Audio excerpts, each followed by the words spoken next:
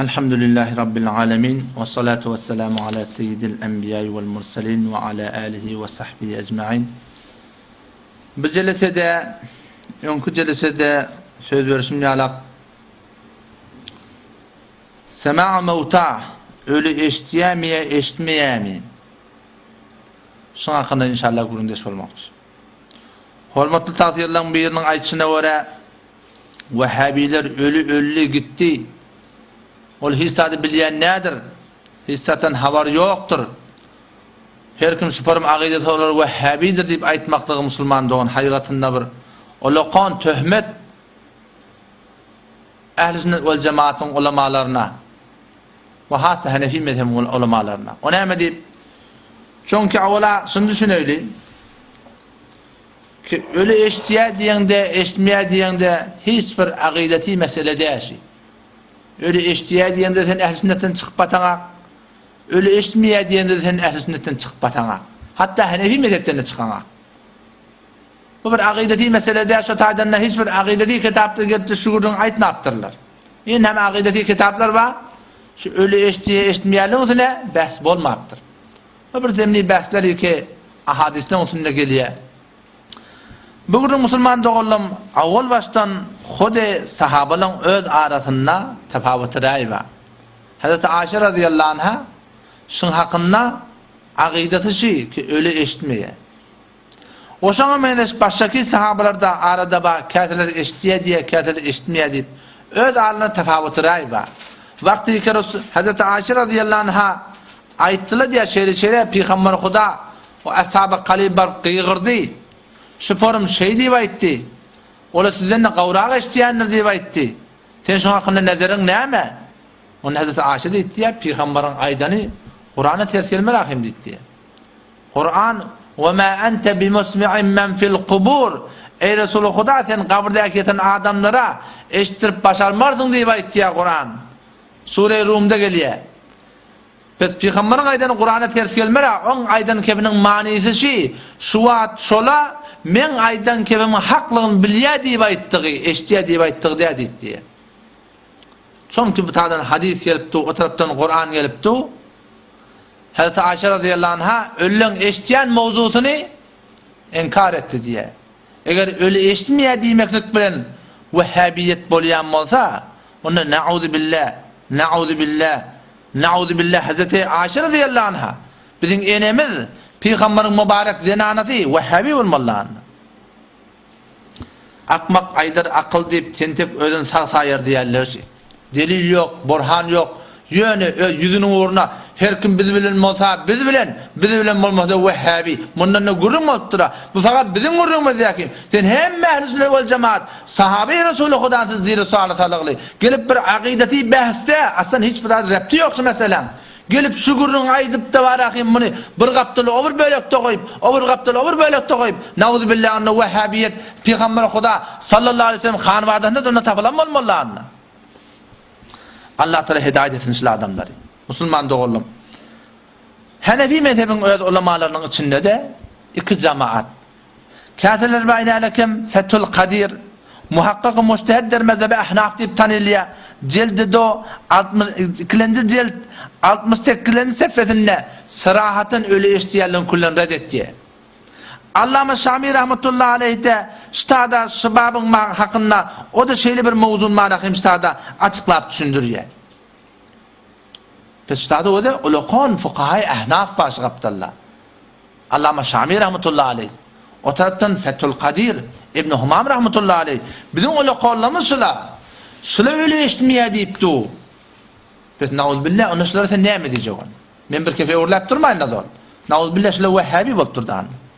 Bu taraftan kâse ulema-i mujtehidde var arada hemen Allame Leknevi rahmetullahi aleyhi Mecmu Resail 6. cildinde 428. sefretinde Molla Ali Qayri rahmetullahi aleyhi 6. cildinde hadis 3967. sefretinde Muariful Kur'an'na Mufti Şefii rahmetullahi aleyhi Ahkamul Kur'an'na cildisi 3. cilt 168. sefretinde Tekmile-i Fethimul Hem Mufti Taqi Hafizullah 6. cilt 122. sefretinde bu ulemalarda ölü eştiyaların marahim teyit etiptirler.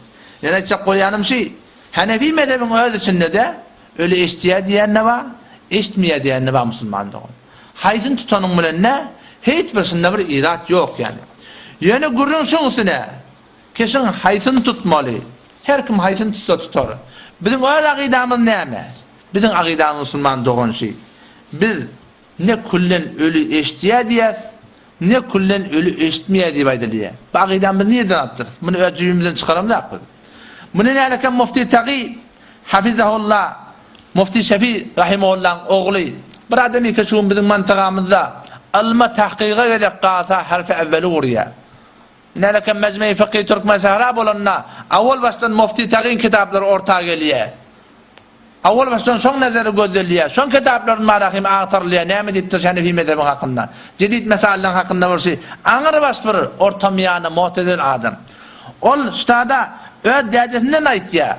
فالقول بإطلاق سماع الموتى في كل فرد وفي كل حين قول بما ليس له علم diye.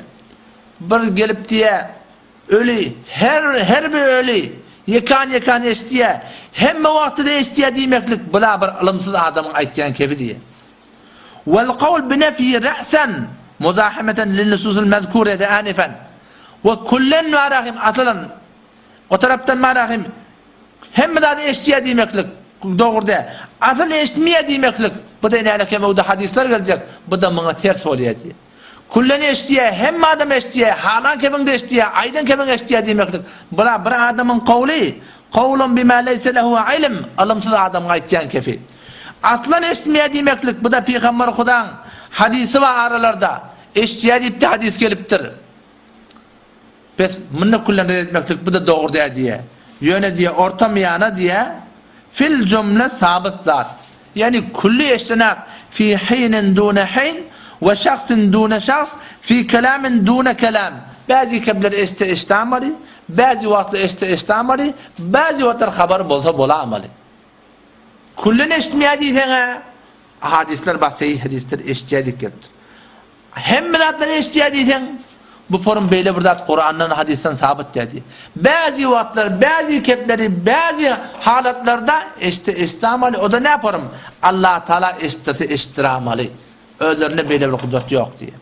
O zaman şu tayden inerken tefsiri Kabuli'de Sure-i Rum ayeti 50'sinde fe inneke la tusmi'ul mevta ey Resulü Huda sen ölüleri eşittirip bilmerdin diyen ayetin matahtında şey diye ayetiye Allah rakme ihtilafı sahabe derin muret ki her kodam bir ayet ahadis istinad mikardan eğer çendeki sahabeler arasında da her gaysin olan özlerine öyle delili var bir kâdir ölü eşittiye diye kâdir ölüleri eşitmeye diye eğer şun kunniye nususlardan ayet ahadislerden şenidene bazı sokanan beyin tariqi gayri mamuli sabit sebet eğer sabit bolasa kâdir kepleri eşittiye deyip fakat da ta hamun haddis bayet sema muhtala kail sebim. Fakat şu eşyallik hatta şu kefe kabul etmeliye.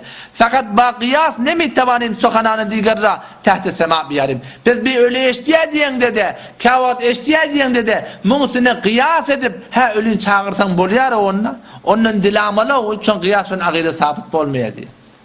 Kıyas edip başta buradaydı şunsune etmeklik doğru diye. Berhal derin ayet az nefyi isma mutlakan nefyi sima murad gireftinemişler.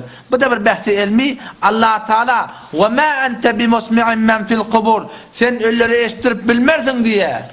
Bazen Allah Teala eştirse eştiramali. Peygamberin ihtiyarında yok. Senin de ihtiyarımızda yok. Bazen bazı kepleri, bazı vatları eştirse eştiramalı. Bu da bir sahabeler arasında da bir süzgeçten özne bir raymıştık. Şun kunem Hanefi mezhebinin içinde de şu bazı ulemaların ra'yi ve bizim de ra'yimiz şu. Ama bu meselenin üstüne gelip kıyas edip ve bunun üstünden akide sabit etmeklik Müslümanlığın şu bir katı bir yanlışlık. O zaman şu taydan inaleken Peygamber Huda sallallahu aleyhi ve sellem'in de hakkında geliyor. Peygamber Huda'nın öyle hadisinde aytiye ki her kim bana yakınacaktan salam verse ödüm eştiyen, daştan salam verse ya salavati vertele, onu ferişteler bana yetiziyad etti. Biz bu meselede kıyas edip Resulü Huda salavati verende ettehiyyatoda salami verende ferişteler yetiştiriyen mi olsa biz men ya Resulullah deyip çağıracak, kıyıracak Pes bu onu eşittirleyen olmalı. Yok Müslüman don. Kıyas edip aqide sabit bolmaya.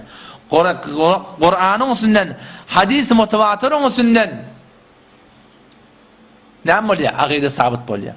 O da ne yapar? Olan eşitiyarlığı, eşitmeyenliği bize belli de değil. Son olan eşitmekliği, eşitmesizliği bizim ihtiyarımızda da değil. Bu kimin ihtiyarına? Bu Allah Teala eline kadar. Kabrın başına barıp salam verende de son eşitiyarlığı, eşitmekliği, eşitmesizliği bizim ihtiyarımızda değil. Bu Allah Teala eline kadar eşittirse eşittiramalı. Bari eşittiğini bilen cevap vereyim Peygamber Kuda velakin la yucibun cevap vermeyeli dedi. Bari ferezen bazı hadisler cevapta gelen mi olsa yine de şol kıyas bilen aqide sabit etmek doğru de. Şol hatta özüne onu koymalı. Qalallar ne etmem o de. Hudaya tavsırma o de. Allah Teala hem cemide tevfik